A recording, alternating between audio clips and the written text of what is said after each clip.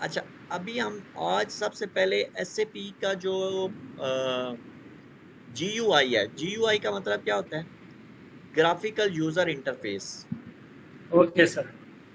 हाँ, इससे पहले हम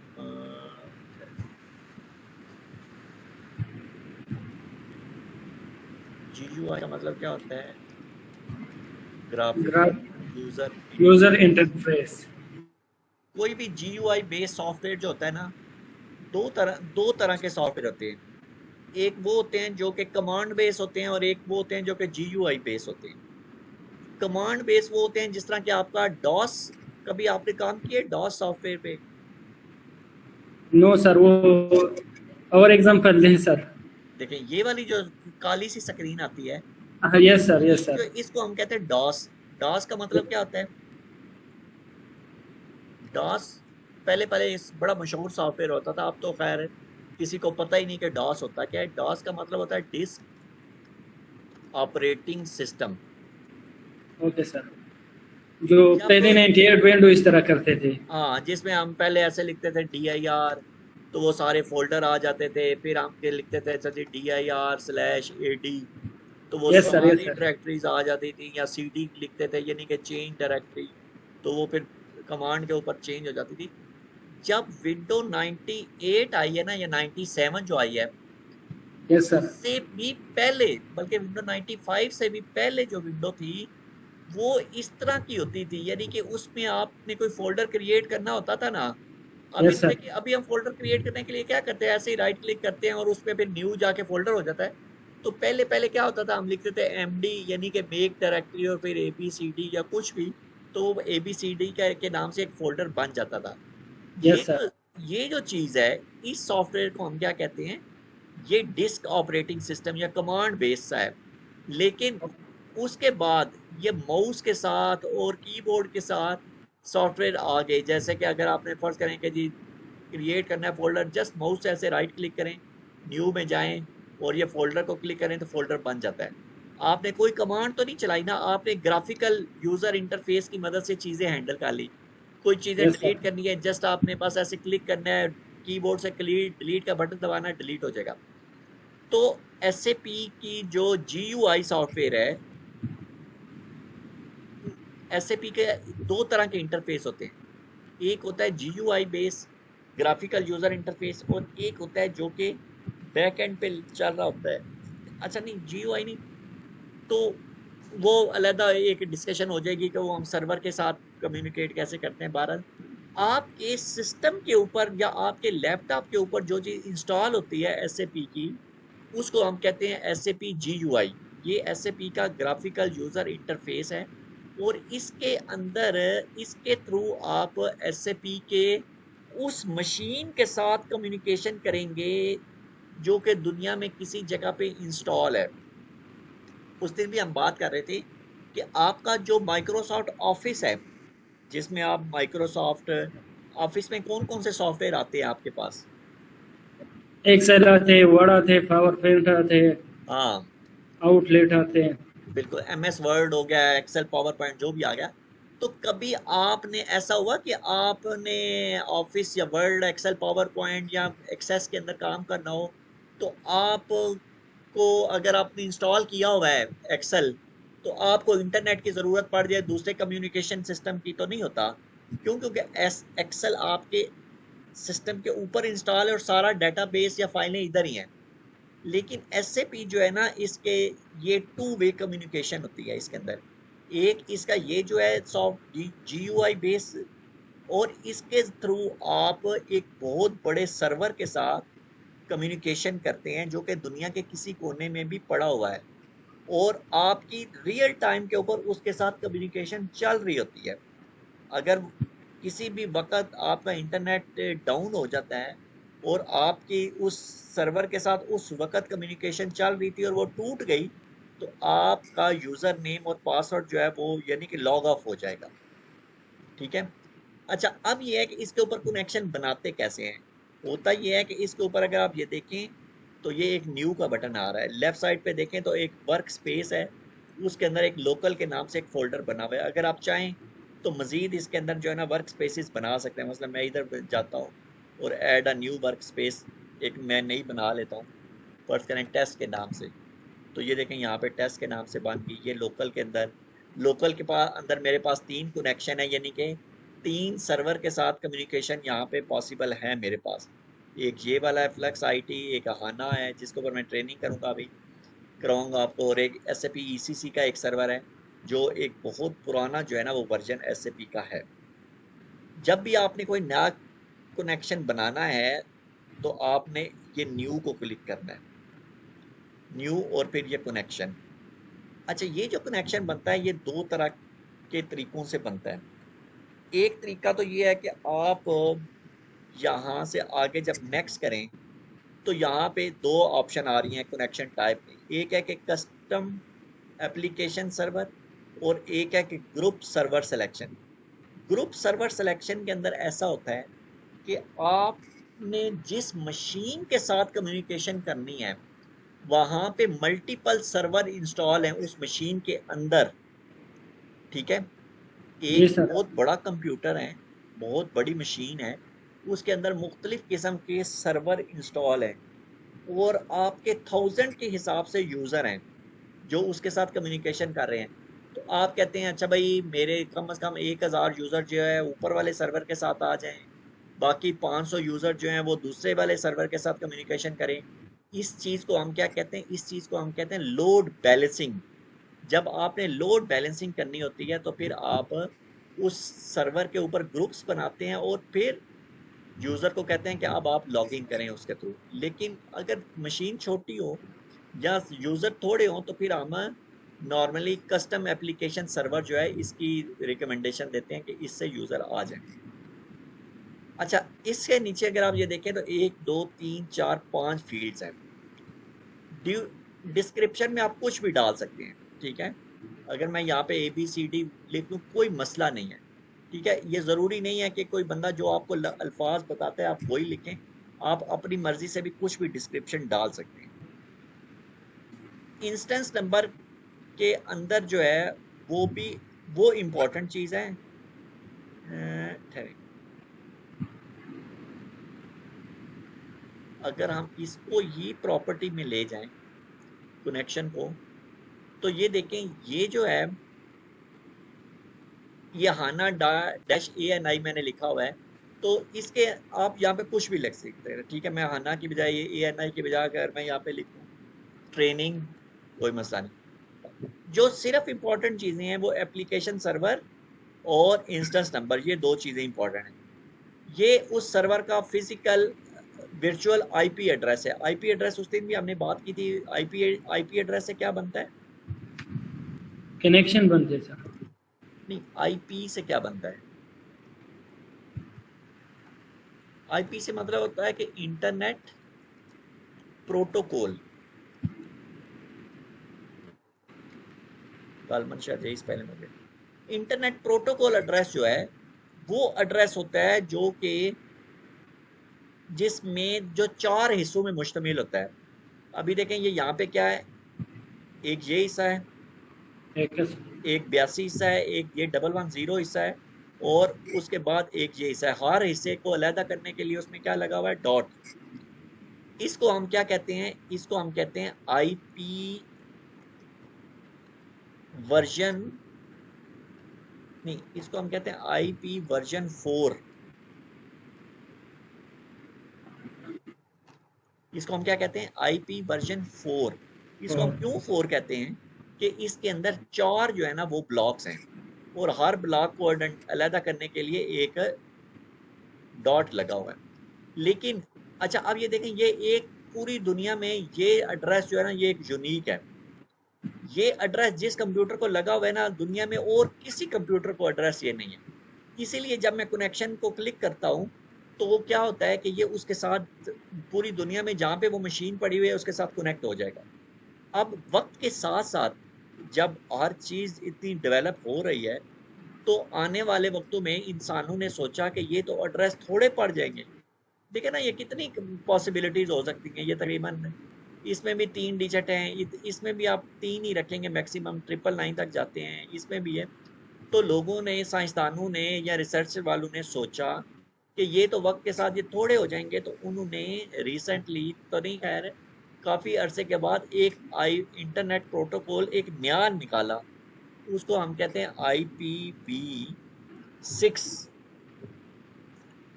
IP वर्जन 6 जो है उसके अंदर क्या है, 6 ब्लॉक्स हैं। और ये तो सिर्फ न्यूमेरिक है ना, वो अल्फा न्यूमेरिक है। तो आप ये सोचें कि अगर वो 6 हों और फिर वो अल्फा न्यूमेरिक भी हों, तो किस कदर आपके पास जो है ना वो कॉम्बिनेशन बन सकते हैं। ट्रिलियंस के हिसाब से आप उसके साथ कॉम्बिनेशन बना सकते हैं। इसमें तो खैर ट्रिलियन के हिसाब से नहीं, तो लेकिन बिलियंस या इससे भी कम ही होंगे। लेकिन उसमें आपके पास अगर वो 12 यानी कि 6 ब्लॉक हों, और हर ब्लॉक में आप ABCD भी डाल रहे हों, 1 2 3 भी, तो आप देखें कि आपके पास बेतहाशा जो है ना वो बनते हैं। इस वक्त जो ज़्यादातर जो राइज चीज़ है वो क्या है, IP वर्जन 4। तो ये जो चीज़ होगी, ये जो बंदा आपको बताएगा आपने वही लिखना है। और इंस्टेंस नंबर में भी जो बताया जाएगा वो आपने वही लिखना है। लेकिन सिस्टम आईडी के अंदर आप कुछ भी लिख सकते हैं। फर्स्ट करें मैं यहाँ पे ABC लिख, तो कोई मसला नहीं है। इसका मतलब ये हुआ कि सिस्टम आईडी और डिस्क्रिप्शन ये मेरी मर्जी की होगी, और एप्लीकेशन सर्वर और इंस्टेंस नंबर ये जो है ना ये उस बंदे की मर्जी का होगा जो हमें सर्विस प्रोवाइड कर रहा है। TCP राउटर स्ट्रिंग जो है ना ये डिपेंड करता है कि ये प्रोवाइड किया जाता है कि नहीं। बाज़ औक़ात ये होता है कि ये अगर आपको नेटवर्किंग का थोड़ा सा भी एक्सपीरियंस हो, कभी आपने किसी ऑफिस के अंदर काम किया हो, तो नॉर्मली जो होते हैं ना ये वाले एप्लीकेशन सर्वर, उधर पता क्या लिखा होता है, उधर लिखा होता है 192.168 डॉट, इस तरह करके ना वो लिखा होता है। तो उस सूरत में क्या होता है कि आपके पास जो है ना ऑप्शन बड़ी थोड़ी होती है। उसका मतलब होता है कि वो लैन का एड्रेस है, फिर लैन से फिर बाहर एक वाइड एरिया नेटवर्क, वो एक ऐसी बैच शुरू हो जाएगी जो हमें अभी ज़रूरत नहीं है। तो जब भी आप ये न्यू क्रिएट का बटन दबाएं, कनेक्शन में जाएं, नेक्स्ट करें, यहाँ पे आपने देना है description, application server, instance number और सिस्टम आईडी, और उसके बाद ये फिनिश कर देना, तो आपके पास ये कनेक्शन बन जाएगा। आपने जस्ट इसको डबल क्लिक करना है। अगर आपके पास इंटरनेट चल रहा हो और दूसरे एंड पे वो सर्वर भी लॉगिन हो, लाइव हो, यानी कि उस पे भी इंटरनेट और सारी सहूलतें हों, तो ये वाली विंडो खुलेगी। अगर कभी विंडो अगर ये ना खुले, फ़र्ज़ करें कि जैसे मैं इसको लॉगिन करता हूँ, इसकी विंडो नहीं खुलेगी, ये ऐसे करता रहेगा करता रहेगा करता रहेगा, और थोड़ी देर के बाद एक एरर मैसेज मुझे डिस्प्ले करेगा। ये इससे मिलता जुलता कोई एरर आपके पास आ जाता है। इसका मतलब ये होता है या तो आपके कंप्यूटर पे इंटरनेट नहीं है, या दूसरी तरफ जिस मशीन के साथ आपने लॉगिन करना है वो मशीन बंद है, या बीच में कोई प्रोटोकॉल ऐसा है जो कि मिसिंग है। मसलन इस सर्वर के साथ मैं तभी लॉगिन कर सकता हूँ जब मैं एक वो VPN एक्टिवेट करूँगा, तो वो तब होता है, लेकिन अभी वो मैंने नहीं किया हुआ, इसलिए मैं को इसके साथ कनेक्शन नहीं बना सकता। तो ये इस तरह के एरर मैसेजेस जो हैं वो आ सकते हैं। अगर सब कुछ हो सही होगा तो क्या होगा, इस तरह की विंडो खुल जाएगी। इसमें अब आप देखें, सबसे पहले हम बात करते हैं कि ये क्लाइंट के अंदर लिखा हुआ है 400। ये हर जगह पे मुख्तलिफ हो सकता है। हो सकता है किसी आप SAP के सिस्टम में जाएं तो वहाँ पे 100 लिखा हो। ये भी हो सकता है कि कोई बता आपको कि भाई इधर 100 नहीं होना चाहिए, आपने यहाँ पे 150 लिखना है। कोई किसी और मशीन पे लॉगिन करेंगे तो हो सकता है कि वो कहे कि जी 410 लिखें। तो कहने का मकसद है कि ये जो क्लाइंट है ये क्या चीज़ है। देखें, क्लाइंट जो है ना वो आपकी हार्डवेयर की वर्चुअल डिवीजन है। क्लाइंट क्या है, hardware virtual virtual division of hardware. मिसाल के तौर पे एक सादी सी मिसाल देता हूं मैं आपको। अब ये फर्ज करें ये मेरा कंप्यूटर है, लैपटॉप है, इसको मैं खोलता हूँ, इसका जो माई कंप्यूटर जिसको वो दिस PC भी कहते हैं, ये तो अब आपने देखा कि यहाँ पे 2 ड्राइव्स हैं, एक C ड्राइव है और एक D ड्राइव है। आप अगर थोड़े से भी सादे हों तो आप मुझे कह सकते हैं कि भाई शहजाद आपने 2 हार्ड डिस्कें लगाई हुई हैं, ठीक है, क्योंकि एक ये नज़र आ रही है, एक ये नज़र आ रही है ना। तो यस एक सर। जेन में सवाल आ सकता है ना कि ये दो हार्ड डिस्कें लगी हुई हैं, तो एक्चुअली तो दो नहीं है, लेकिन नज़र तो दो ही आ रही हैं। अब इसमें क्या है कि जो डाटा डी के अंदर पड़ा हुआ है वो सी के अंदर नहीं है, जो सी के अंदर पड़ा हुआ है वो डी के अंदर भी नहीं है। तो दोनों की जो यानी कि एंटिटीज हैं वो एक दूसरे के साथ मुख्तलिफ हैं, और दोनों की एंटिटीज का जो डाटा है वो अपने अपने यानी कि एरिया के अंदर सिक्योर है। आप सी के अंदर जाके डी का डाटा तो नहीं ले सकते ना ही उसको देख सकते हैं, ना ही डिलीट कर सकते हैं। सेम इसी तरह अगर मैं डी के अंदर चला जाऊंगा तो मैं सी का कोई भी डाटा नहीं देख सकता। तो एसएपी ये कहता है कि जो क्लाइंट है, अब जो एसएपी की मशीन होती है जिसके ऊपर आप लॉगिन करते हैं, जिसको हम ये कह रहे हैं ये वाली मशीन, ये एक बहुत बड़ा और महंगा सर्वर है, महंगी मशीन है, करोड़ों रुपए शायद उसकी मालियत हो। तो हम क्या करते हैं कि आप कहते हैं कि हम ये सारी मशीन को या सारी हार्ड डिस्क को नहीं यूज़ करेंगे, हम इसके कुछ हिस्सों को मुख्तलिफ पर्पज़ के लिए यूज़ कर लेते हैं। मसलन हम उसका एक छोटा सा हिस्सा बनाते हैं और उसके अंदर हम क्या करते हैं कि डाटा सिर्फ टेस्ट करेंगे, जो चीज़ बनाएंगे फंक्शनैलिटी उसको हम टेस्ट करेंगे। एक हम उसका एक उसका हम नाम रख लेते हैं, फर्ज करें 400, ये हमारा हो गया टेस्ट क्लाइंट। इसी तरह हम कहते हैं कि भाई हम एक और क्लाइंट बनाते हैं या एक और उसके अंदर पार्टीशन बनाते हैं, उसका नाम रखते हैं हम 200, और उसके अंदर जो हमने टेस्ट किया हुआ है वो दूसरे बंदों को कहेंगे अब आके आप इसके ऊपर मल्टीपल सिनेरियोज बनाएं और लोड टेस्ट करें कि ये सही है कि नहीं। फिर हम इसी तरह हम कहते हैं कि जी एक और हम क्लाइंट बना लेते हैं, फर्ज करें कि जी 300, वो एक्चुअल होगा जिसके ऊपर हमारा एक्चुअल जो ऑफिस वाले हैं या ऑर्गेनाइजेशन है वो बैठ के इनवाइसें पंच करेगी, डिलीट करेगी, और या क्रिएट करेगी, और रिपोर्ट्स डाटा बनेगा, पोस्टिंग होगी, तो वो सारे काम जो हैं वो हम 300 में करते हैं। तो इसका मतलब हुआ कि आपने एक बहुत बड़ी मशीन को डिवाइड करके दो तीन हिस्सों में बना लिया। अब जब मैं यहाँ पे ये 400 लिख रहा हूँ या 300 या 200 लिख रहा हूँ, तो इसका ये मकसद नहीं है कि पीछे मेरी 3 मशीनें पड़ी हुई हैं, वो एक ही मशीन है, लेकिन आपने उसकी वर्चुअली डिवीजन कर दी। जिस तरह आपकी एक 1 टीराबाइट की हार्ड डिस्क अगर लैपटॉप में लगी हो, तो आप क्या करते हैं, कम से कम उसके 2 या 3 ड्राइव्स तो बना लेते हैं। आप कहते हैं भाई अच्छा यस सर। 400 जीबी की एक ड्राइव होगी, 200 जीबी की एक होगी, 200 जीबी की एक होगी, ठीक है। तो इसका मतलब हुआ कि आपने उनको डिवाइड कर लिया। तो देखने वाला तो कह सकता है कि भाई ये 3 डिस्कें लगी हुई हैं, लेकिन एक्चुअली क्या है, आपने वर्चुअली उसको 3 हिस्सों में डिवाइड कर दिया। तो इसी तरह ये जो क्लाइंट होता है, ये भी जो बंदा सर्वर बनाता है वो उसको मुख्तलिफ हिस्सों में ज़रूर ऑर्गेनाइजेशन की ज़रूरत के मुताबिक क्या कर देता है, डिवाइड कर देता है। तो ये इसलिए क्लाइंट का जो है ना 3 कैरेक्टर का कोड लिखा जाता है। यहाँ पे हम अपना यूज़र नेम देते हैं और यहाँ पे हम पासवर्ड देते हैं। ये मैं आपके साथ दोनों चीज़ें जो है ना ये शेयर करने की बात, और ये इसके बाद हम लॉगिन करेंगे तो इस पे आ जाएंगे। अगर मैं दोबारा एक और चीज़ बता दूं, लॉग ऑफ करने के बाद, कि ऐसा भी हो सकता है कि आप पासवर्ड चेंज करना चाहें। तो जब आपने यूज़र नेम और पासवर्ड लिख लिया, आपने एंटर का बटन नहीं दबाना, बल्कि आपने क्या करना है, न्यू पासवर्ड, एक यहाँ पे एक बटन आ रहा है बाहरी, अंदर जाके नहीं चेंज कर सकेंगे आप, बाहर से चेंज करना है।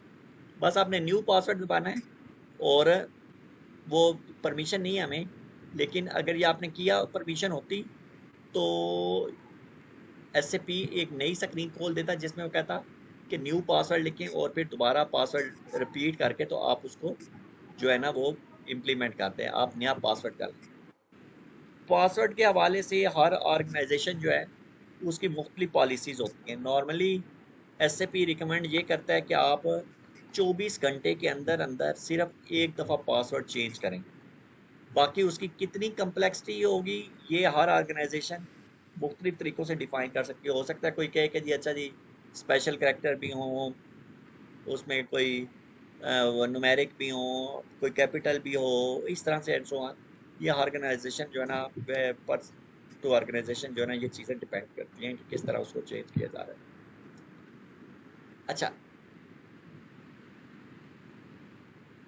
एक और चीज़ जो है वो मैं आपको बता दूं, क्योंकि ये चीज़ें ऐसी होती हैं कि ये बाज़ औक़ात ये कोई भी बंदा बताता नहीं, लेकिन हमें वक्त के साथ साथ इन चीज़ों की ज़रूरत पड़ती है, क्योंकि जब तक आपको किसी भी सॉफ्टवेयर का यूज़र इंटरफेस नहीं मिलेगा, उस वक्त इस्तेमाल नहीं करना आएगा, आप उसको सही तरह से उसके ऊपर काम नहीं कर सकते। मसलन अभी ये जो मशीन SAP का वर्जन है, इस SAP के वर्जन को हम क्या कहते हैं? SAP S4 HANA। जिस तरह विंडो है ना, विंडो पहले का उसका एक वर्जन था विंडो 98, फिर उसका थोड़ा सा एक और वर्जन एडवांस हुआ तो वो विंडो XP हो गया, फिर क्या हुआ, फिर और एडवांस हुआ तो फिर विंडो 2000 हो गया या 2003 आ गया, फिर हुआ इसी तरह चलते चलते अब विंडो क्या चल रही है, 10 या विंडो 11। Yes sir. अभी इस वक्त जो आप SAP पे काम कर रहे हैं वो है SAP S4 HANA, yes sir. पूरा इसका नाम है। अच्छा, ये हाना जो है ना, ये हाना जो है, इसको हम कहते हैं कि ये हाना का मतलब है कि इसका एक डेटाबेस है, जिसके ऊपर इन्होंने अपना SAP सॉफ्टवेयर इंस्टॉल किया है। पहले पहले अच्छा, ये हाना आया कब? ये हाना 2015 के अंदर ये वर्जन आया, SAP S4 HANA 2015 के अंदर आया। इससे पहले बिफोर 2015 SAP एक जो सॉफ्टवेयर इस्तेमाल कर रहा था वो था SAP ECC। ठीक है, SAP ECC जो था वो किसी दूसरे थर्ड पार्टी डेटाबेस का मोहताज था, जिस तरह के ओरेकल।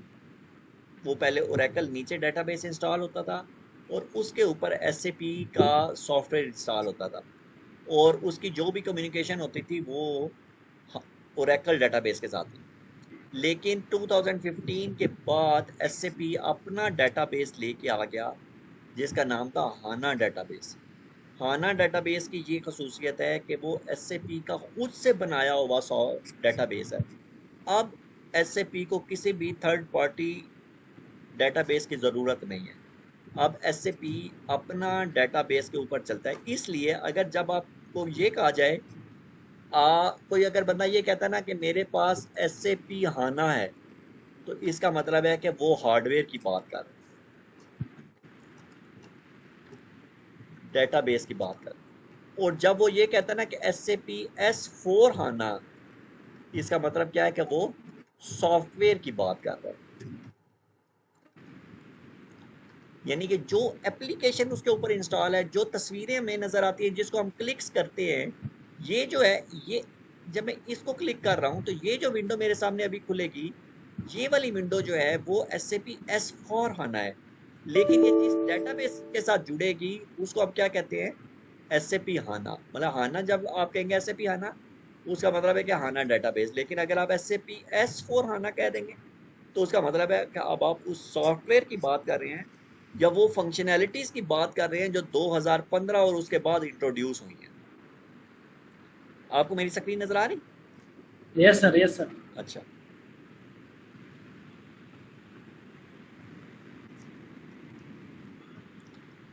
अच्छा,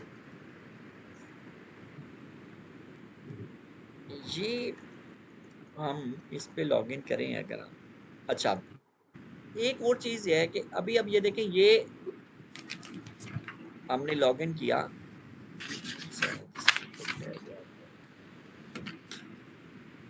सॉरी,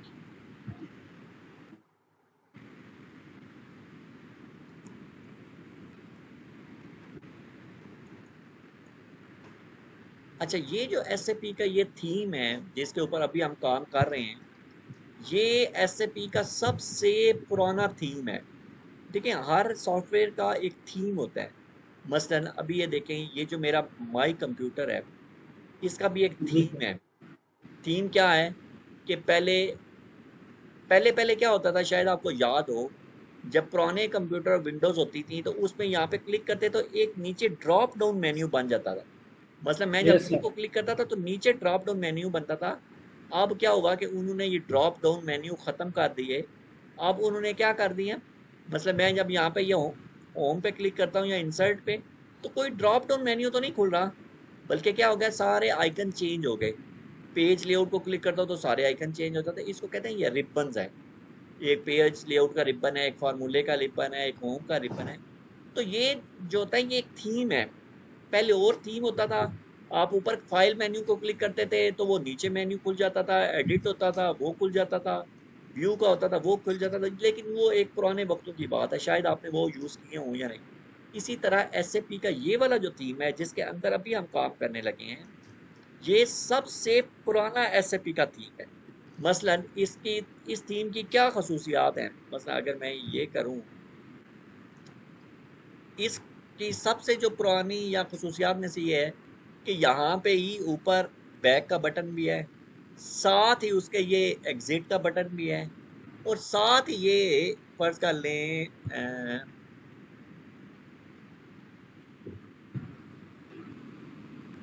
ये रेड कलर का ये कैंसिल का बटन जो है ना वो भी यहाँ पे आ गया।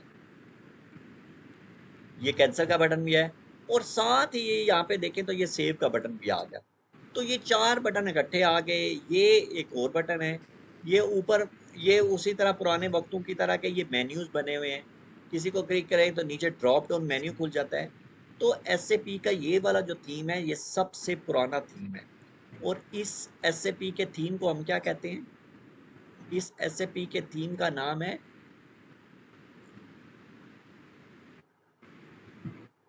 SAP signature theme. इस एसएपी के थीम का क्या नाम है, एसएपी सिग्नेचर थीम। अगर हम इसको खोलें, ये थोड़ा सा पुराना वर्जन है एसएपी की, जो ये जो जीयूआई है, लेकिन फिर भी इसमें लेटेस्ट है। इस वक्त जो सबसे लेटेस्ट थीम चल रहा है, ये चल रहा है ब्लिस थीम, BELIZE थीम। अगर मैं इसको सेलेक्ट कर लूँ, अप्लाई करूँ, ओके करूँ, और वैसे तो यहाँ से भी आ जाता है, मैं अगर एक नई विंडो खोलता हूँ,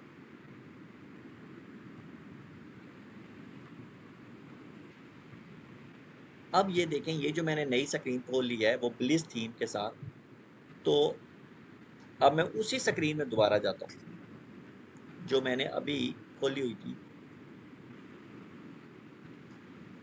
पर्सन को क्लिक करता हूँ, तो अब आप देखें कि यहाँ पे वो 3 बटन ही गायब हो गए। वो जो ऊपर 3 थे ना, एक बैक यस सर। वाला, एक कैंसल वाला, एक एग्जिट वाला, वो सारे गायब हो गए।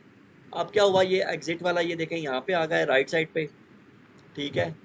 बैक वाला ये ऊपर ये एसएपी के साथ इधर आ गया, और कैंसल का जो बटन है वो ये यहाँ पे आ गया। अलग अलग इन्होंने तीनों को कर दिया, ठीक है। और सेव का बटन अभी तक यहाँ पे ही है, लेकिन ये ज़रूरी नहीं है, बहुत बात ऐसा होता है ये इधर राइट साइड पे नीचे भी आ जाता है। तो ये वाला जो थीम है ये लेटेस्ट थीम है। मैं इसलिए आपको बता रहा हूँ कि आप हो सकता है कि किसी ऐसी जगह पे चले जाएं कि जहाँ पे ये वाला थीम हो, इंस्टॉल हुआ हो, क्योंकि आजकल यही ज़्यादा चलता है। तो आप कहेंगे ओहो, मैंने तो ये थीम कभी सोचा भी नहीं या देखा भी नहीं, तो मैं तो वो पुराने वाले थीम में ही काम करता हूँ। तो ये कोई ऐसा मसला नहीं है, theme changing is not an issue. असल चीज़ ये है कि आपको चीज़ों की वर्किंग का पता होना चाहिए कि चीज़ें काम कैसे कर रही हैं।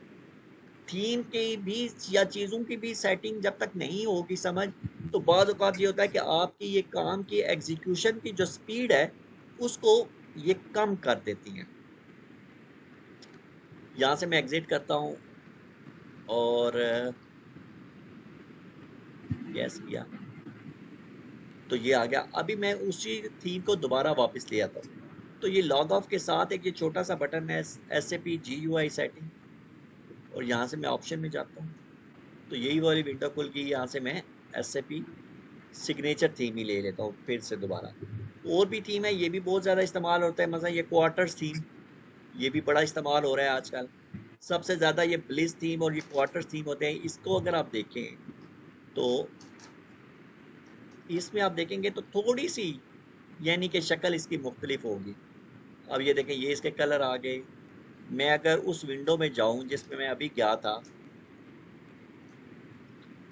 और तो इसके कलर जो है ना वो थोड़े से डार्क हैं, अदरवाइज बटन तकरीबन उसी तरह ही है। ये देखें यहाँ पे राइट साइड पे एग्जिट है, इधर कैंसिल है, और ये सेव है, ये ऊपर एसएपी के साथ बैक का बटन है। तो ये थोड़ा सा ब्लिस थीम के साथ मिलता जुलता ही है।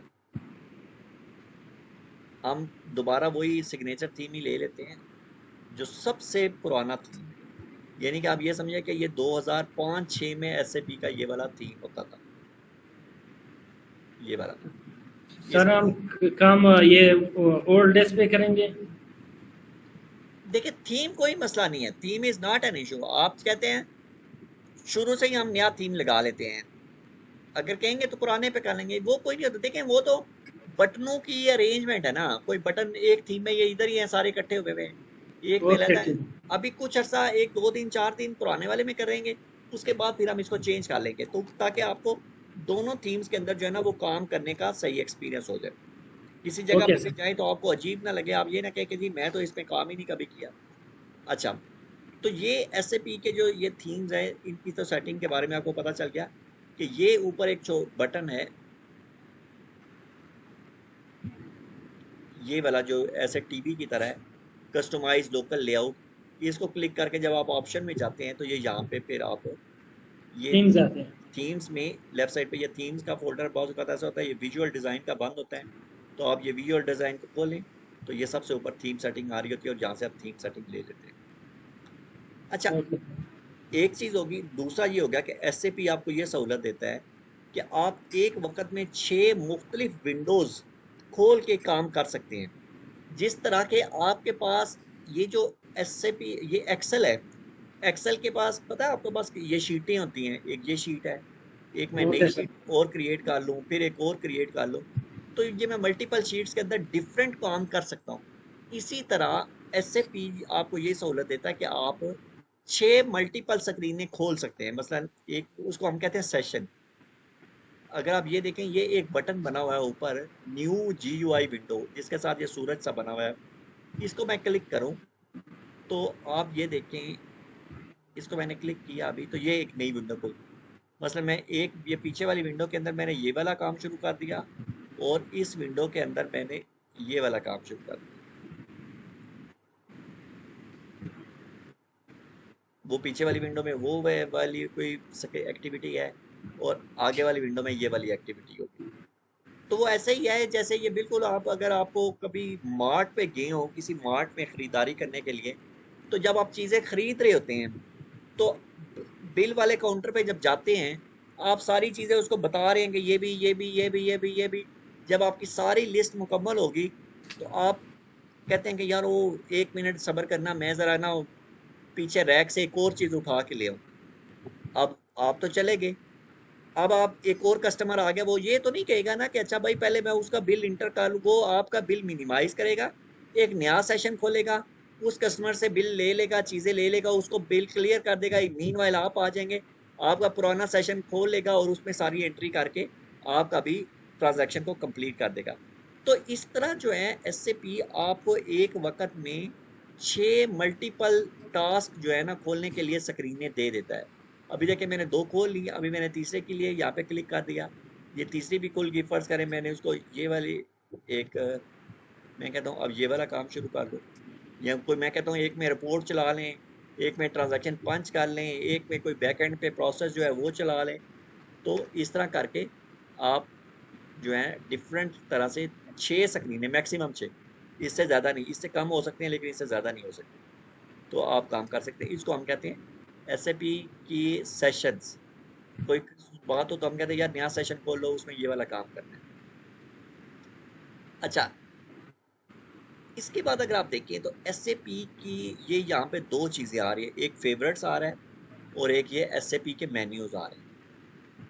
आप जब अपने इंटरनेट एक्सप्लोरर पे काम करते हैं, खा वो गूगल क्रोम हो या इंटरनेट एक्सप्लोरर हो या मोजिला फायरफॉक्स हो या कोई भी हो, तो आप क्या करते हैं, जो आपको वेबसाइट पसंद आती है, जो आपने रोज़ खोलनी होती है, जिस तरह आपके कोई ईमेल एड्रेसेस हैं ये, तो आप क्या करते हैं उसको,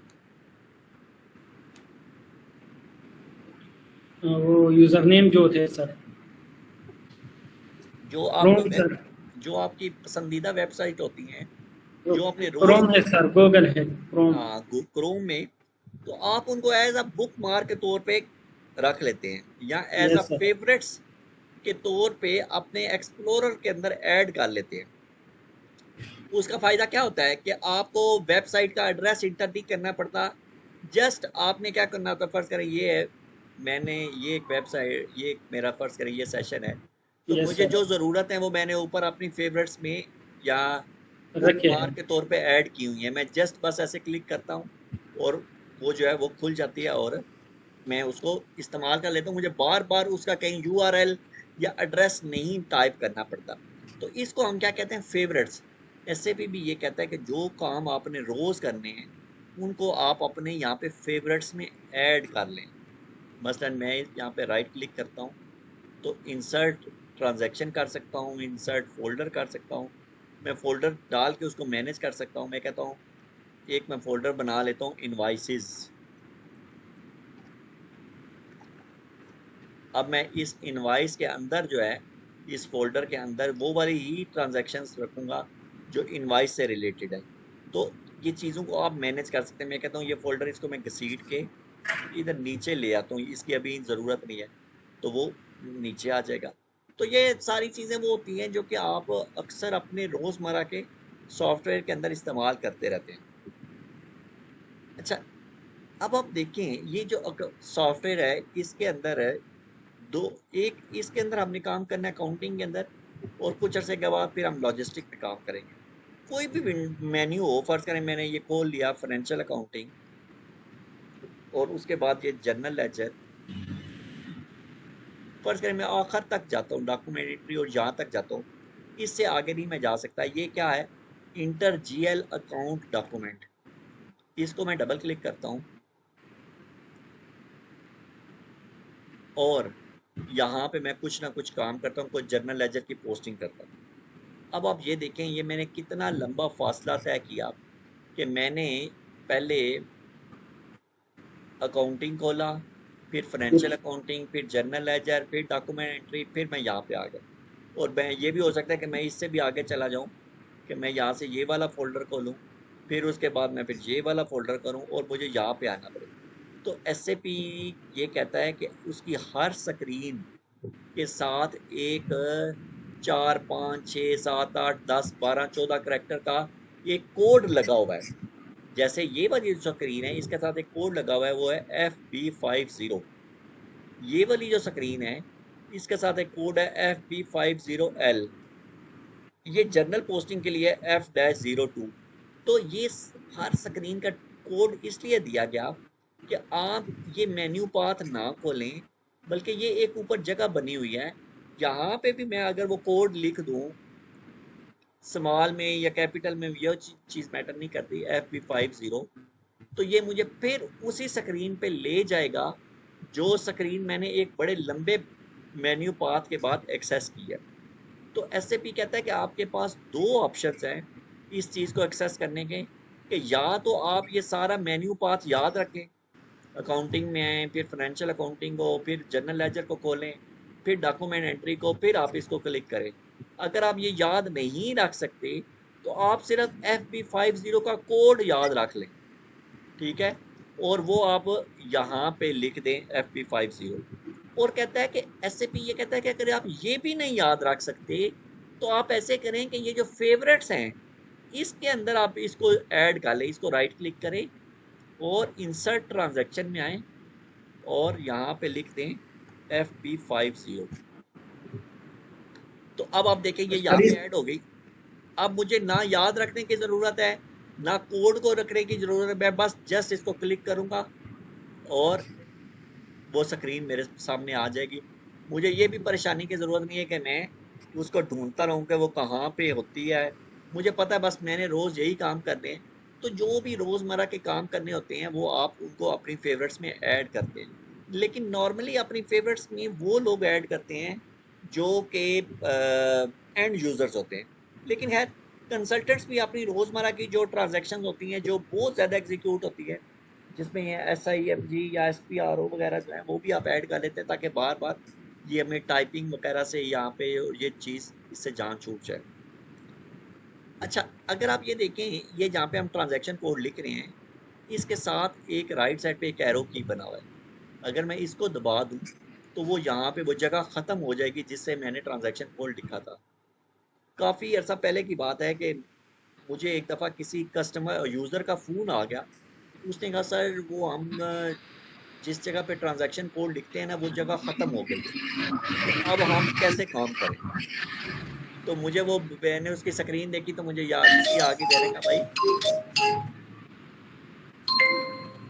मैंने कहा भाई इसमें परेशानी की ज़रूरत नहीं है, ये जो ग्रीन सा है इसके साथ एक एरो की है, इसको दबाएंगे तो आप ये जगह दोबारा आपके पास आ जाएगी।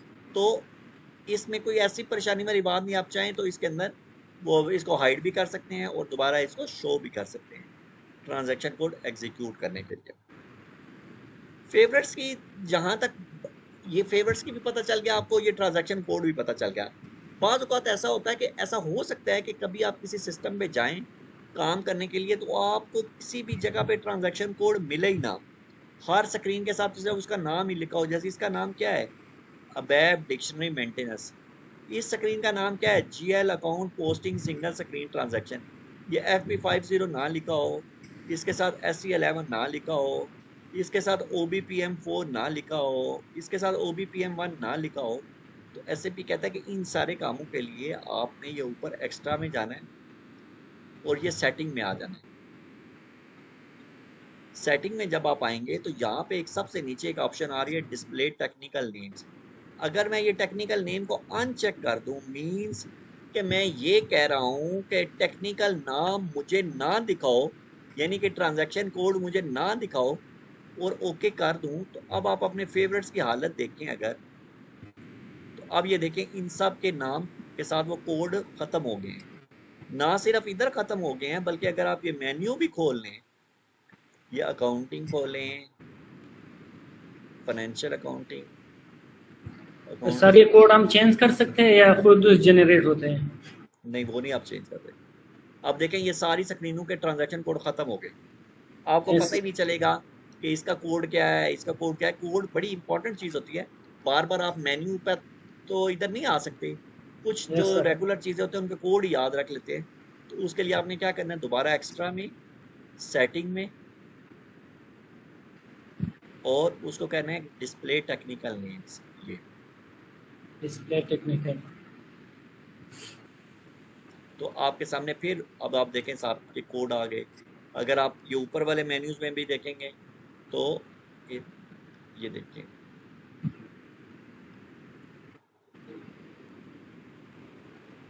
तो अब आप देखें ये चेंज के साथ FB02 आ रहा है, इसके साथ FB09 आ रहा है, इसके साथ FB03 आ रहा है डिस्प्ले। तो ये कोड जो है ना, ये तब डिस्प्ले होता है। अच्छा, एक और चीज़ याद रखें, फर्ज कर ले आप चाहते हैं कि जब भी मैं लॉग इन करूँ तो मेरे पास वो ज़रूरी जो स्क्रीन है जिसके ऊपर मैंने रोज़ काम करना है वो खुल जाए। यानी कि आप चाहते हैं कि ये जो स्क्रीन है FB50, ये मैं चाहता हूँ मैं लॉग इन करूँ ना, यूज़र ने पासवर्ड दूँ तो ये सामने आ जाए, मुझे ना उधर क्लिक करना पड़े फेवरेट्स में, ना मुझे एग्जीक्यूट करनी पड़े। तो उसके लिए आपने क्या करना है कि एक्स्ट्रा में जाना है, और एक्स्ट्रा के अंदर यहाँ पे एक आ रहा है सेट स्टार्ट ट्रांजैक्शन।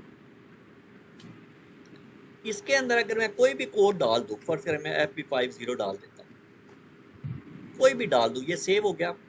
अब मैं लॉग ऑफ करता हूँ,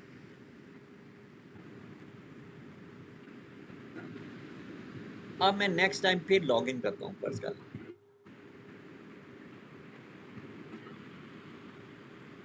यूजर नेम मैंने दिया, पासवर्ड दिया।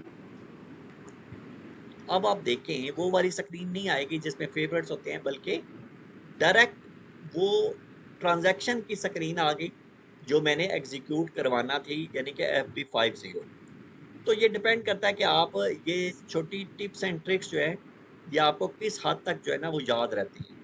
हम दोबारा जाते हैं एक्स्ट्रा में, सेट ट्रांजैक्शन में, और यहाँ से इसको ख़त्म कर देते हैं। हम कहते हैं कि जब भी लॉगिन करें तो ये वाली स्क्रीन हमारे पास आए, वो वाली स्क्रीन ना आए। यहाँ तक कोई चीज़ बताएं, कोई मुश्किल लग रही हो? नहीं ठीक है सर। अच्छा, इसके बाद अब आप फर्ज करें फेवरेट्स में आपने बहुत ज़्यादा चीज़ें डाल, आपको पता है कि मैंने फेवरेट्स ज़्यादा इस्तेमाल करनी है, तो जो चीज़ ज़्यादा इस्तेमाल करनी होती है वो बंदा सोचता है कि वो मुझे सामने नज़र आए, यानी कि ऊपर नज़र आए। उस सूरत में जो भी चीज़ है, ये एसएपी मेन्यू को ऊपर लाना या फेवरेट्स को ऊपर लाना, उसके लिए दोबारा आप एक्स्ट्रा में जाएं, सेटिंग में जाएं, और अभी देखें ये फेवरेट्स नीचे आ रहा है और एसएपी मेन्यू ऊपर आ रहा है। तो अगर मैं इस ऑप्शन के ये display favourite at end of list को ख़त्म कर दूं, ये चेक को, इसका मतलब है कि मैं कह रहा हूं कि मुझे एंड ऑफ लिस्ट में फेवरेट्स नहीं चाहिए, ओके करूं तो मेरी फेवरेट्स ऊपर आ जाएंगी। ये देखें ये ऊपर आ गई और एसएपी मेन्यू नीचे चला गया। और Yes, अगर sir. मैंने सारा दिन मेन्यूज ही खोलने हैं तो फिर मुझे बार बार ये नीचे जाके ये इधर से ये स्क्रॉल तो करना पड़ेगा। तो मैं क्या कहूँगा, मैं कहूँगा यार ये मेन्यूज को ऊपर करो ना, और ये फेवरेट जो है ना इसको नीचे करो। तो मैं क्या करूँगा, एक्स्ट्रा में जाऊँगा, सेटिंग में जाऊँगा और कह दूँगा display favourites at end of list.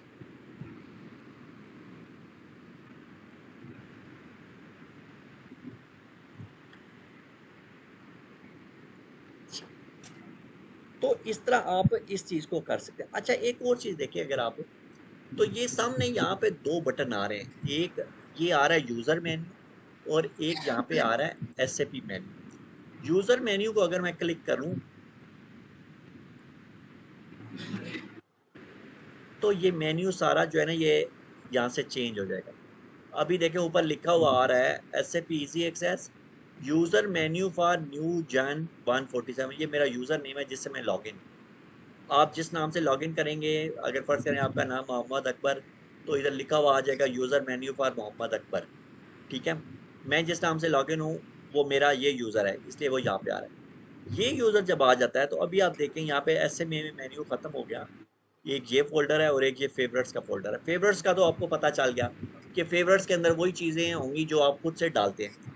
लेकिन यूज़र मेन्यू के अंदर क्या है, यूज़र मेन्यू के अंदर वो सारे के सारे ट्रांजैक्शन कोड पड़े हुए हैं जो आपको सिर्फ और सिर्फ आपको ऑथोराइज किए गए। ठीक है, तो इसके अंदर सिर्फ वही टी कोड आएंगे या ट्रांजैक्शन कोड आएंगे जो सिर्फ आपके यूज़र का राइट है, जो आपको दिए गए हैं किसी भी सूरत में। लेकिन जब आप ये करते हैं एसएपी मेन्यू, तो इसके अंदर वो स्टैंडर्ड मेन्यू हैं एसएपी के, जो आप उससे जो सॉफ्टवेयर लेते हैं वो आपको यहाँ पे मिलते हैं। मसला हो सकता है कि आपने अकाउंटिंग के अंदर आपने ये प्रोजेक्ट सिस्टम इम्प्लीमेंट ही नहीं करना, लेकिन यहाँ पे पड़ा हुआ है। आप चाहें तो इसके अंदर एक, इसके अंदर चले जाएं तो, और इसके अंदर चले जाएं, ये ट्रांजैक्शन कोड पड़े हुए हैं। लेकिन हो सकता है कि आप इसको जब डबल क्लिक करें तो नीचे सिस्टम कह दें कि you are not authorise to use transaction code CJ92।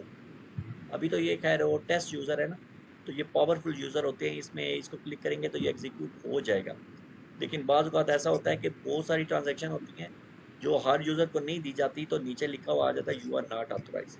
तो यूज़र मेन्यू और एसएपी मेन्यू का क्या फ़ायदा है कि यूज़र मेन्यू के अंदर जो भी नज़र आएगा वो आपके यूज़र के लिए है, वो आपको ऑथोराइज होगा। जब मैंने ये क्लिक कर दिया, अब मेन्यू सारा यहाँ से चेंज हो जाएगा। ये देखें अब ये सारे मेन्यू चेंज हो गए। अब वो accounting, financial accounting, general ledger वो सारे ख़त्म हो गए। अब और तरह के यहाँ पे फोल्डर आ गए। तो ये सारे आपको ऑथराइज हैं। लेकिन जब आप एसएपी इजी एक्सेस मेन्यू को क्लिक करते हैं तो यहाँ पे नीचे आ जाए, मेन्यू चेंज हो जाए। ये एक्चुअल एसएपी की वो फंक्शनैलिटीज़ हैं जो एसएपी आपको देता है कि आप इनमें से जो ज़रूरत है वो इस्तेमाल कर लें, जो ज़रूरत नहीं है उसको आप इस्तेमाल ना करें। तो इसमें काफ़ी ज़्यादा चीज़ें होती हैं। तो ये चीज़ें जो हैं इनको आपने देखना है कि आप किस तरह से इसको यूज़ करना चाहते हैं। ये एक एसएपी बिजनेस वर्क प्लेस है।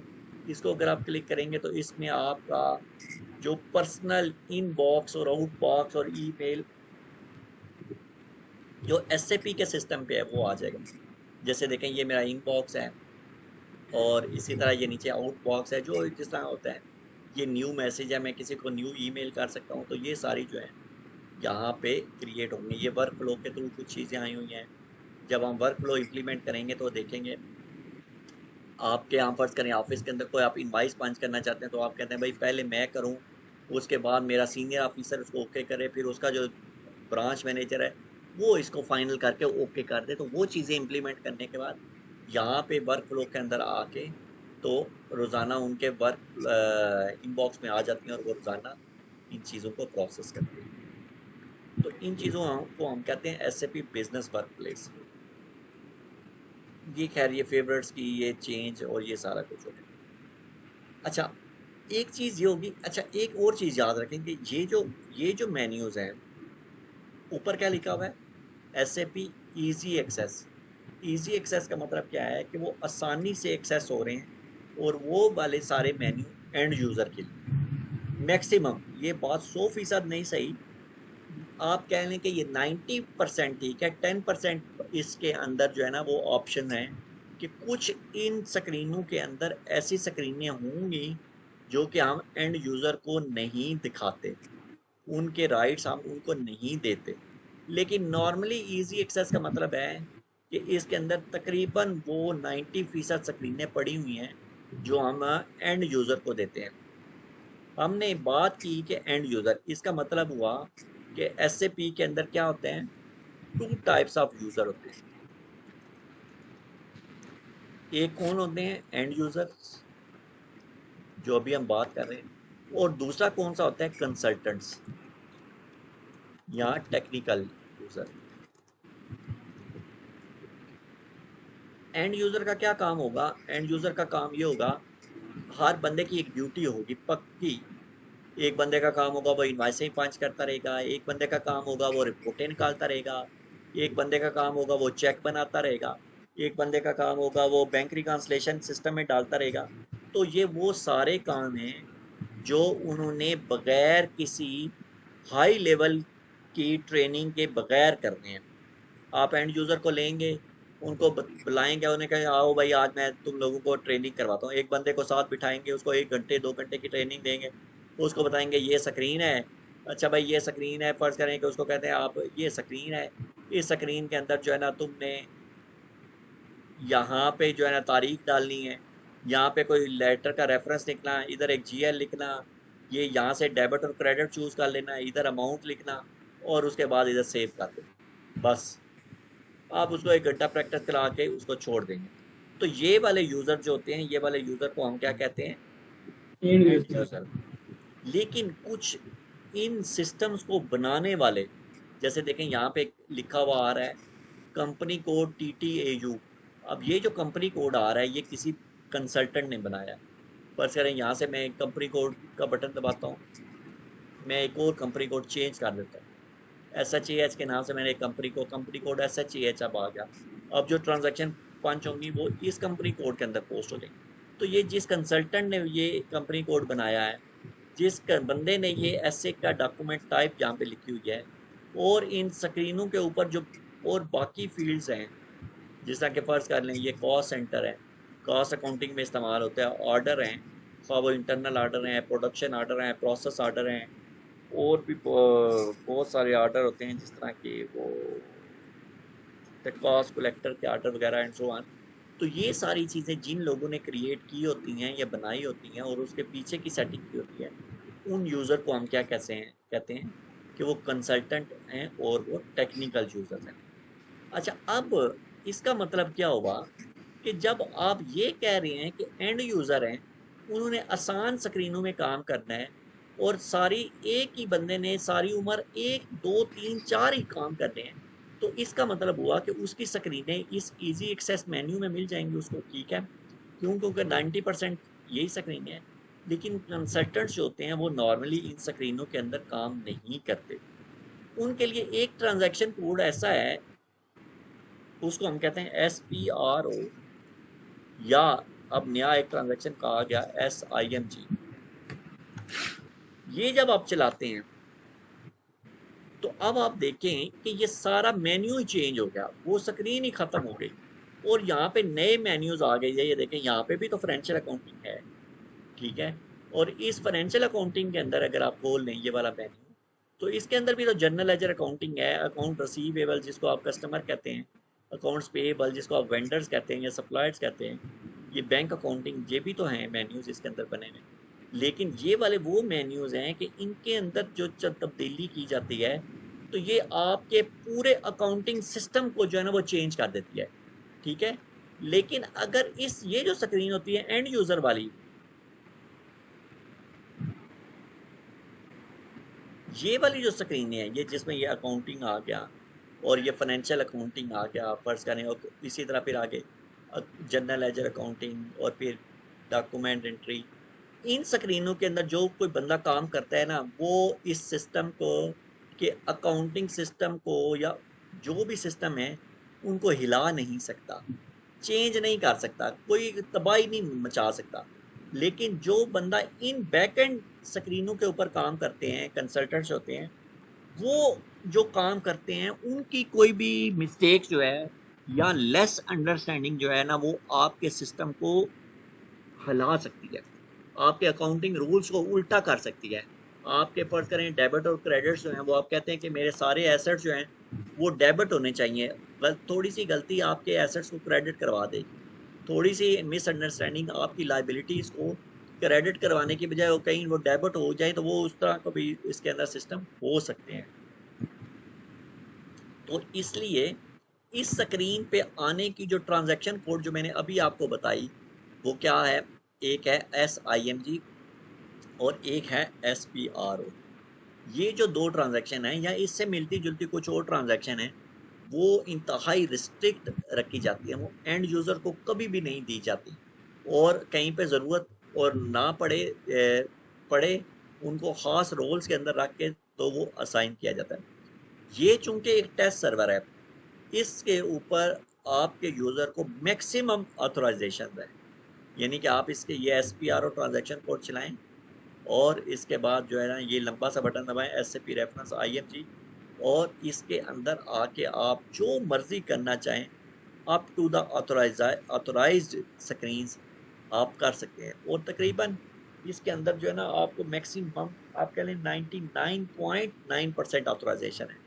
एक्चुअल कंसल्टेंट को भी 99.9 ऑथराइजेशन नहीं होती। जिसने फाइनेंशियल अकाउंटिंग को इम्प्लीमेंट करना है उसने फाइनेंशियल अकाउंटिंग को ही करना है, उसको दूसरी स्क्रीनों की नहीं होगी, उसको HR की, ह्यूमन रिसोर्स की या ह्यूमन कैपिटल मैनेजमेंट की ये वाली ऑथराइजेशन नहीं होगी। लेकिन ये चूंकि एक टेस्ट सर्वर है तो इसमें आपके यूजर को मैक्सिमम ऑथराइजेशन हैं।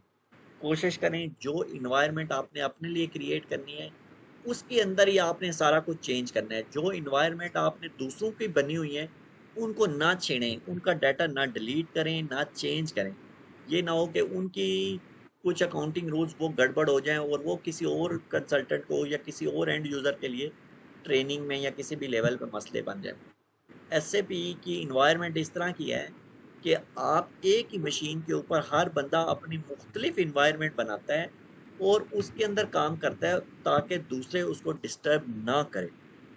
आमतौर पे फिर बंदा कहता है अच्छा यार मैं तो एक ही कंप्यूटर पे काम कर रहा हूँ, तो ये कैसे पॉसिबल है। तो वो इसके अंदर इन्होंने इस तरह की फंक्शनैलिटीज रखी हुई हैं कि आप हर चीज़ अपनी बनाएं, अपना चार्ट ऑफ अकाउंट, अपने GLs, अपने कंपनी कोड, अपने functional area, controlling area, language, currencies, ये सारा कुछ आप अपना बनाएं और आप खुद से मेंटेन करें। SAP आपको इसके ऊपर कुछ भी नहीं कहेगा, और ना ही अगर आप चाहें तो दूसरे भी आपको डिस्टर्ब नहीं कर सकते।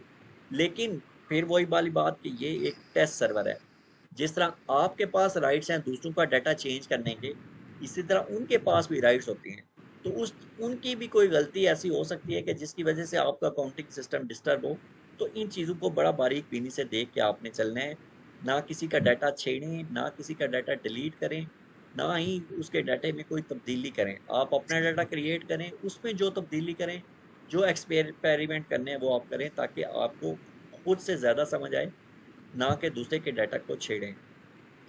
तो ये दो मेन्यू हो गए, एक वो हो गया जिसको हम कहते हैं बैकएंड की स्क्रीन। इस बैकएंड की स्क्रीन को हम क्या कहते हैं, यहाँ पे लिखा हुआ है ऊपर डिस्प्ले IMG।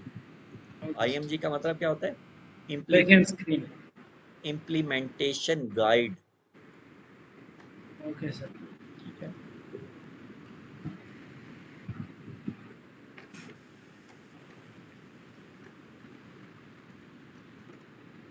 IMG का मतलब है इम्प्लीमेंटेशन गाइड। तो आप इम्प्लीमेंटेशन गाइड के अंदर जाके पूरा का पूरा सिस्टम कॉन्फ़िगर करते हैं। कॉन्फ़िगर करने से मुराद है कि यूज़र अपनी रिक्वायरमेंट बताता है, कंपनी आपको बताती है कि मैं चाहता हूँ कि मैं इस तरह का मुझे सिस्टम मिले जिसमें वेंडर्स इस तरह के हों, उनके इतने ग्रुप्स हों, उनकी इतनी लेंथ हो, उनके अकाउंट्स के अंदर इतने GLs हों। वो सारी की सारी रिक्वायरमेंट्स आपने कहाँ पे कॉन्फ़िगर करनी होती है? SIMG के अंदर या इम्प्लीमेंटेशन गाइड के अंदर। वहां पे जाके आप अपना सिस्टम को कॉन्फ़िगर करेंगे। अच्छा, तो सर इसमें हम काम करेंगे ये इम्प्लीमेंटेशन में या नहीं? हाँ हमने तो करना ही इसमें है, हमने तो एंड यूजर के तौर पे काम ही नहीं ना करना, हमने तो कॉन्फ़िगरेशन ही करनी है, सारी कंसल्टेंट लेवल का ही काम करना है। अच्छा, अब देखें SAP एक और इसके अंदर जहाँ पे हम बात कर रहे हैं ग्राफिकल यूजर इंटरफेस के ऊपर काम करने की। फर्स्ट कर लें आपने ये काम कर रहे हैं यहाँ पे FB50 के अंदर काम कर रहे हैं, ये स्क्रीन अभी आपके सामने ये खुल गई। अचानक आपको याद आता है कि ये वाली तो मुझे काम नहीं करना, मुझे तो काम करना था F-02 एक स्क्रीन है उसके ऊपर। तो आपके पास एक ऑप्शन ये है कि आप कहते हैं कि इस स्क्रीन को बंद कर दो, इधर ही एक और स्क्रीन खोल दो, मतलब ये जो सेशन खुला हुआ है इस सेशन के अंदर ही।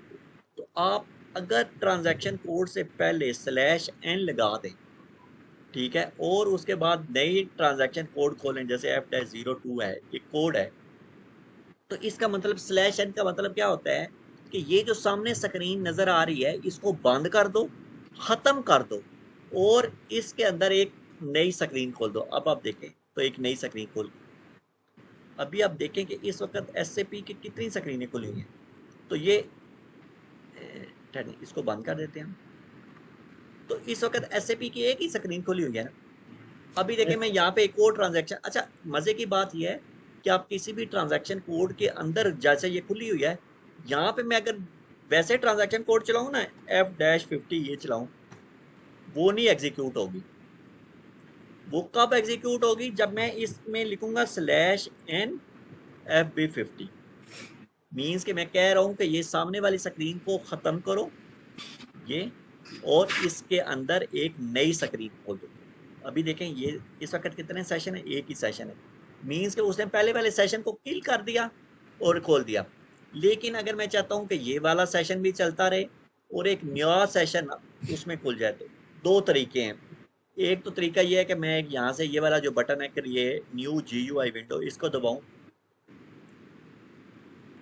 अब मेरे पास एक खाली विंडो खुल जाएगी, ठीक है, ये वाली, और मैं इसके अंदर F-02 एग्जीक्यूट करूँ, ये मुझे एक लंबा यानी कि एक्टिविटी लगी।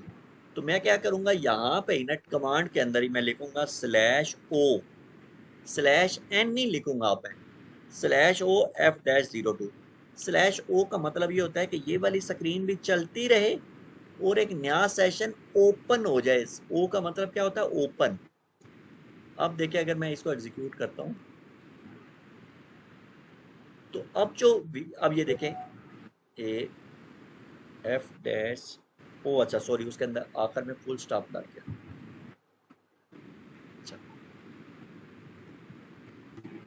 इसको हम बंद करते हैं, दोबारा पेज चला लेते हैं। तो ये देखें उसने नई विंडो के अंदर नया सेशन खोल दिया। अब आप देखें तो नीचे देखेंगे 2 सेशन खुले हुए हैं आपके पास, ठीक है। तो ये /n का मतलब क्या होता है कि करंट सेशन को किल कर दे और नई विंडो उसके अंदर नया फंक्शन एग्जीक्यूट करे। लेकिन अगर आप /o कर देते हैं तो उसका मतलब क्या होता है कि मौजूदा सेशन चलता रहे और नई विंडो के अंदर नया सेशन जो है ना, नया एक फंक्शनैलिटी को चला दे। अच्छा, एक और चीज़ देखें, अगर आप यहाँ पे सिर्फ /o लिख के एंटर करेंगे तो SAP आपको बताएगा कि इस वक्त आपने कितनी विंडोज़ खोली हुई हैं और उनके अंदर क्या क्या काम कर रहे हैं। मतलब ये एक विंडो खुली हुई है, उसके अंदर GL पोस्टिंग स्क्रीन ये है, और दूसरा जो है ये पार्क डॉक्यूमेंट की एक स्क्रीन है, पोस्ट डॉक्यूमेंट की एक स्क्रीन है। कब से खुली हुई है? ये भाई 15:07 से खुली हुई है, ये 15:06 से खुली हुई है। अच्छा, मज़े की बात यह है कि अब मैं फ़र्ज़ करें यहाँ पे ये कहता हूँ कि ये जो पोस्ट डॉक्यूमेंट की स्क्रीन है इसको बंद करो, तो मैं बस इसके अंदर क्लिक करके तो ये एक डिलीट सेशन का बटन है, ये दबाऊंगा अब आप नीचे देखें, एक ही विंडो रहेगी, दूसरी बंद होगी, तो वो क्या हो गया, वो ख़त्म हो गया। और अगर मैं यहाँ से नया सेशन क्रिएट करना चाहूँ तो क्रिएट का बटन दबाऊंगा तो ये सेशन, एक नई विंडो जो है वो यहाँ पे खुल जाएगी। अच्छा वो नहीं, अच्छा वो उसका नहीं खुल, ठीक है। तो ये छोटी छोटी टिप्स एंड ट्रिक्स हैं जिनको हम वक्त के साथ साथ हमें इस्तेमाल करना है। अगर नहीं करेंगे तो फिर हमें हमारे काम की रफ्तार सुस्त हो जाएगी और दूसरे लोग यही कहेंगे कि यार इसको तो एसएपी इस्तेमाल ही नहीं करना आता, और ये मुझे कह रहा है कि मेरा 4 साल का 5 साल का कंसल्टेंसी का एक्सपीरियंस है। तो ऐसे नहीं होना चाहिए। अच्छा एक और चीज़ देखें, मैं कहता हूँ कि इस वक्त जिस सॉफ्टवेयर पे हम काम कर रहे हैं वो SAP S/4HANA है, जो कि 2015 में आया। अब देखें, जब 2015 में आया तो इसका मतलब है कि 2015 से लेकर आज तक, जबकि 2023 भी खत्म होने वाला है, 8-9 साल हो गए। इतना पुराना सॉफ्टवेयर ऐसा नहीं है। हाना जब आया था, SAP S/4HANA जब, यानी कि इन्होंने एक नई, यानी कि उसे कह लें कि चेंज लेके आए, तो उसके बाद इन्होंने इसका हर साल एक वर्जन निकाला। ठीक है, वो होता था SAP S/4HANA, वो था 1707। फिर आता था SAP S/4HANA 1809। फिर आ गया जी SAP S/4HANA 1909। फिर आ गया जी SAP S/4HANA 2020। फिर आ गया SAP S/4HANA 2021। फिर आ गया SAP S/4HANA 2022। शुरू में ऐसा हुआ कि उन्होंने कहा कि जी आप जिस साल नई उसका मॉडल रिलीज करेंगे ना, साथ उसका महीना भी डालें। जैसे ये SAP S/4HANA 1707 है, इसका मतलब है कि ये जुलाई 2017 में रिलीज हुआ। फिर ये वाला जो है 1809 का मतलब है ये सितंबर 2018 में रिलीज हुआ। ये SAP S/4HANA 1909 का मतलब है ये भी सितंबर 2019 में रिलीज हुआ। लेकिन उसके बाद जब 2020 और उसके बाद जब ये वर्जन आए तो SAP ने 7 महीना लगाना छोड़ दिया। अब वो सिर्फ साल लगाता है, सिर्फ यही कहता है SAP HANA 2020, HANA 21 और इसी तरह HANA 2022। और अब जो है ना वो 2023 मार्केट में आ गया, यानी इसका मुझे अभी कंफर्म नहीं। अब हमने फर्ज करें, ये आप जब भी किसी सॉफ्टवेयर में जाएंगे SAP के, आपने ये देखना हो कि वो कौन सा काम कर रहे हैं वर्जन के ऊपर। तो आपने क्या करना है कि ये सिस्टम में जाना है ऊपर और ये स्टेटस में आए। स्टेटस में जब आप आएंगे तो आप, ये एक बटन आ रहा है डिटेल्स, ये डिटेल्स का बटन जब आप दबाएंगे तो एक नई विंडो खुल जाएगी। उसकी आपने दूसरी टैब, उसके ऊपर 2 टैब्स होंगी, एक ये है और एक है इंस्टॉल्ड प्रोडक्ट वर्जन।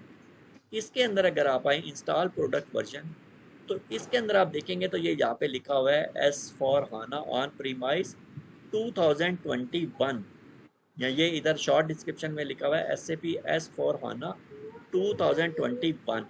तो इसका मतलब है कि ये HANA 2021 वर्जन के अंदर हम काम कर रहे हैं। ऑलमोस्ट आप कह सकते हैं कि लेटेस्ट ही है। इसके बाद 2022 है, 23 तो अभी कंप्लीटली जो है ना वो मार्केट में आया। तो 2022 या 21 कोई इसमें बहुत मेजर फर्क नहीं है।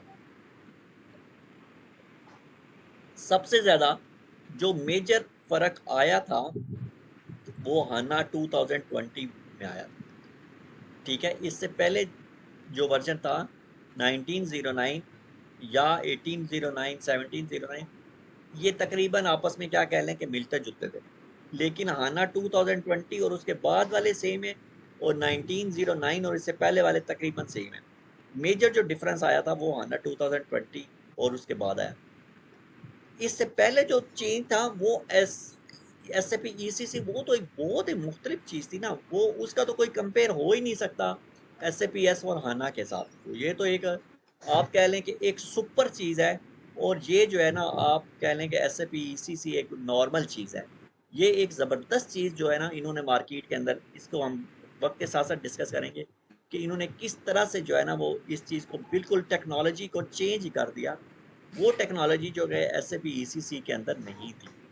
आना ने आके अपना डेटाबेस बनाया, अपने सर्चिंग क्राइटेरिया को चेंज किए, और ये जो प्राइमरी और सेकेंडरी डिस्क जिसको हम हार्ड डिस्क और रैम कहते हैं, इनके कंसेप्ट को बिल्कुल चेंज करके रख दिया। और इसकी वजह से बहुत बड़े बड़े डाटाबेस जो हैं जिसमें ट्रिलियंस के हिसाब से ट्रांजैक्शंस पड़ी होती हैं, तो विद इन अ सेकंड जो है ना वो SAP जो है ना उनकी रिपोर्टिंग जो है ना वो आपको करता है, जो कि ECC के अंदर पॉसिबल नहीं है। यहाँ तक कोई बात बताएं, कोई समझ ना आ रही हो? नहीं ठीक है सर, समझ आ रही है। ठीक है।